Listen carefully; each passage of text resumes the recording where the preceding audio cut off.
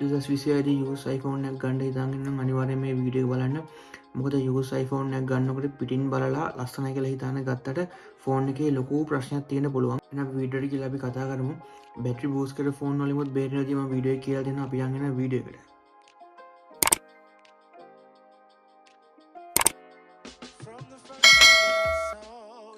Battery boost කරලා කියලා අපි හොයාගන්න ක්‍රම දෙකක් තියෙනවා. සාමාන්‍යයෙන් පරණ ෆෝන් එකක් නම් සාමාන්‍ය බැටරි හෙල්ත් එක ඒක අනුමාන කරලා බලන්න පුළුවන් අපිට මේක බූස්ට් කරන්න.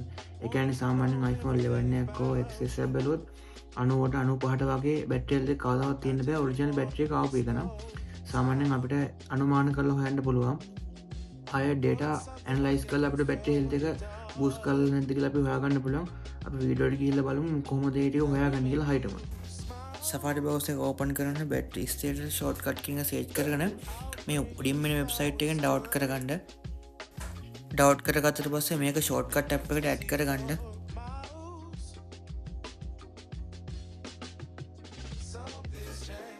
setting වලට යන්න. setting වලට ගිහලා privacy and security වලට යන්න.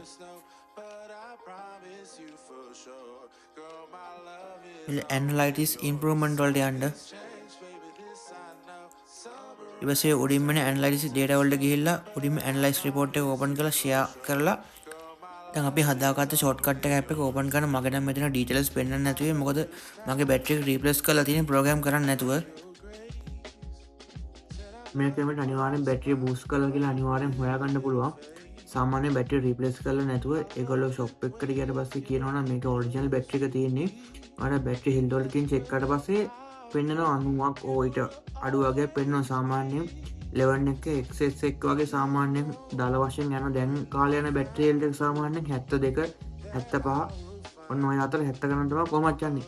ඊට වඩා උඩින් තියනවා නම් අනිවාර්යෙන් බැටරි එක බූස්ට් කරලා තියෙන්නේ. ෆෝන් එක ගන්න කලින් මම කියලා දුන්නා වගේ ඇනලයිස් කරලා පොඩ්ඩක් බලන්න. අපි ඩිස්ප්ලේ ගැන කතා කරලා තියෙන්නේ මේ ෆෝන් එකට ආපු ඔරිජිනල් ඩිස්ප්ලේ එකක් තියෙන. එහෙම නැත්නම් ජෙනුයින් පාර්ට් පෙන්නන ඩිස්ප්ලේ එකක් රීප්ලේස් කරලාද නැත්නම් කොපි ඩිස්ප්ලේ එකක් රීප්ලේස් කරලා අපි හයටම හොයාගන්නදී මම කියලා දෙන්නම්. අපි යන් යන වීඩියෝ එකට. අපි හයටම හොයාගමු මේ ආපු ඔරිජිනල්ම ඩිස්ප්ලේ එකට මේකේ තියෙන්නේ කියලා. අපි ඉස්සර මෙන් සෙටින් වලට ඊවසෙන් ජෙනරල් ඊවසේ බවුත් වලට යන්න. ඊපස්සේ පාර්ට් ඇන්ඩ් සර්විස් හිස්ටරි එකට යන්න. දැන් මේ පාර්ට් ඇන්ඩ් සර්විස් හිස්ටරි එකත් එක්ක චෙක් කරද්දී මේකට ආපු ඔරිජිනල් ඩිස්ප්ලේ එකයි ඔරිජිනල් බැටරි එකයි තියෙන්නේ. සාමාන්‍යයෙන් සර්විස් වලටනේ බැටරි එක. සාමාන්‍යයෙන් බැටරි එක සර්විස් වැටලා නැත්නම් දෙකම ජෙනුවින් නම් එතන පාර්ට් හිස්ටරි එකක් පෙන්වන්නේ නැහැ. දැන් මෙහෙම පෙන්වන්නේ බැටරි එකයි ඩිස්ප්ලේ එකයි ජෙනුවින් පාර්ට් රීප්ලේස් කරලා. සාමාන්‍යයෙන් ආපු ඔරිජිනල් ඩිස්ප්ලේ එක නම් මෙතන තියෙන්නේ. ඔතන සර්විස් පාර්ට් පෙන්වන්නේ නැහැ. කියන්නේ ඩිස්ප්ලේ එක රීප්ලේස් කරලා පෙන්වන්නේ නැහැ. බැටරි එක සර්විස් වැටලා තිබ්බොත් ඔතන සර්විස් පෙන්වනවා. එහෙම නැත්නම් ඔතන බැටරි එක සර්විස් කරලා තිබුණ නැත්නම් ඒත් ඔතන පෙන්වන්නේ නැහැ පාර්ට් හිස්ටරි එක මුකුත්ම පෙන්වන්නේ නැහැ බවුත් වල. සාමාන්‍යයෙන් මේක දැන් බවුත් වල පෙන්වන්නේ ඔරිජිනල් ඩිස්ප්ලේ එකයි බැටරි එකයි රීප්ලේස් කරලා කියලා. දැන් මෙහෙම පෙන්වන්නේ සාමාන්‍යයෙන් ඔරිජිනල් නැතුව වෙනත් පාර්ට් එකක් රීප්ලේස් කරමු තමයි අන්කෝන් පාර්ට් කියලා පෙන්වන්නේ. සාමාන්‍යයෙන් iPhone 11 එකෙත් XS වගේ ඩිවයිස් වල සමහරක්කට බැටරි එක ඒගොල්ලෝ ප්‍රෝග්‍රෑම් කරලා අන්කෝන් පාර්ට් අයින් කරනවා. සාමාන්‍යයෙන් ඒක නම් සැලකිලිමත් වෙන්න ඕන. මේ බලමු ඩිස්ප්ලේ එකේ දැන් ඔරිජිනල් ඩිස්ප්ලේ එක නැත්නම් ජෙනුයින් ඩිස්ප්ලේ එකක් රීප්ලේස් කරලා අපි අඳුරගත්තානේ. දැන් අපි බලමු මේකේ ඩිස්ප්ලේ එකේ කලර් පැච් යනම් මොනවද තියෙනවද කියලා පොඩ්ඩක් අඳුරගන්න චුට්ටක් අපි වීඩියෝ එකෙන් බලමු. මේ ඩිස්ප්ලේ එක ඩීප් බ්ලැක් සපෝට් කරනවා. සාමාන්‍යයෙන් කළු කෝට් එකක් අරන් මුළු ඩිස්ප්ලේ එකේම යවලා බලන්න සුදු පාට වයිට් පැචස් පේනවද කියලා. මේ වයිට් ස්ක්‍රීන් එකේ බලන්න බ්ලැක් පැචස් පේනවද කියලා චුට්ටක්. ෆෝන් එක බයිපාස් කරලා කියලා අපි හොයාගන්න මෙහෙම. සාමාන්‍යයෙන් අපි ෂොප් එකකින් ගන්නවා නම් iCloud හදලා නැහැනේ. සාමාන්‍යයෙන් මිනිස්සු කියන්නේ ඉක්මන් එකේ බලලා අපි කෙනෙක්ගෙන් ගන්න යනවා නම් එයාට ෆෝන් එක අරන් එන්න කලින් ගෙජට් නිම iCloud එක රිමූව් කරලා අරන් එන්න කියන්නේ. අරන් ඇවිල්ලා අපි පොඩ්ඩක් රිමූව් කරලානේ. ඊට පස්සේ ආ ෆෝන් එක අතට අරගෙන ඒ බවුත් වලට ගිහිල්ලා ඉමි නම්බර් එක කොපි කරගන්න. ඉමි නම්බර් එක කොපි කරලා යන්න iFree Cloud කියන වෙබ්සයිට් එකට ගිහිල්ලා ඉමිය කොපි කරලා බලන්න පේස්ට් කරලා බලන්න එතන iCloud එක ලොගින් වෙලා පෙන්නන්නේ නැත්නම් එතන bypass කරලා නැහැ. කොහොමදත් එයාට කියන්නේ ෆෝන් එක අපිට රීසෙට් කරලා දෙන්න කියලා. සාමාන්‍යයෙන් රීසෙට් කරලා ෆෝන් එක එයා සෙටප් කරලා වගේ අතට දෙනකම් ෆෝන් එක ගන්න එපා. එයාට අපි කියන්නේ ෆෝන් එක සෙටප් කරලා වගේ අතට දෙන්න කියලා. ඇක්ටිවේෂන් ලොක් එකක් වටිච්ච ෆෝන් එකක් ගත්තොත් නම් අමාරුයි. ඇක්ටිවේෂන් ලොක් වෙච්ච ෆෝන් එකක් අය බයිපාස් කරලා දෙන්න පුළුවන්. මම අර ඉස්සෙල්ලා බයිපාස් කරනදී බයිපාස් එකෙන් බේරෙන්නදී කියලා දුන්නා. සාමාන්‍යයෙන් ඇක්ටිවේෂන් ලොක් එකෙන් බේරෙන්නේ එහෙමයි. සාමාන්‍යයෙන් එයාගේ කියන්න iCloud එක රිමූව් කරලා දෙන්න කියලා. රිමූව් කරලා එයාටම කියන්නේ ෆෝන් එක රීසෙට් කරලා දෙන්න කියලා. කොට රිසෙට් කරලා කෙලින්ම සෙටප් වුණොත් ෆෝන් එක හරි.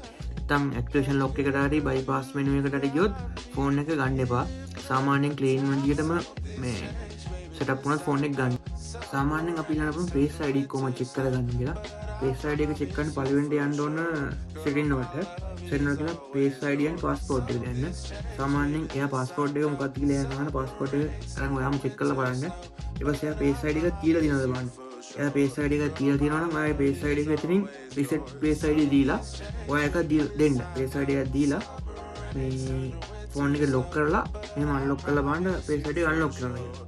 එහෙම අන්ලොක් කරලා ෆෝන් එක මෙහෙම අතට අරගෙන මෙහෙම පොඩ්ඩක් මේ පැත්තෙන් තට්ටු කරලා බලන්න. තට්ටු කරලා බලලා ආයෙ පොඩ්ඩක් ස්ක්‍රීන් එක අරන් බලන්න Face ID වැඩ කරනවා.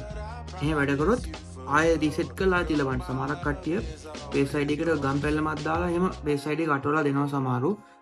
ඊට පස්සේ සාමාන්‍යයෙන් අපි ස්පීකර් ටික චෙක් කරමු. සාමාන්‍යයෙන් ස්පීකර් චෙක් කරද්දී සාමාන්‍යයෙන් ඉන්ටර්නෙට් කනෙක්ෂන් එක කනෙක්ට් කරන්න බැරි වුණොත් සාමාන්‍යයෙන් අපි ගිහිල්ලා ෆෝන් එකේ සවුන්ඩ් තියෙනවනේ.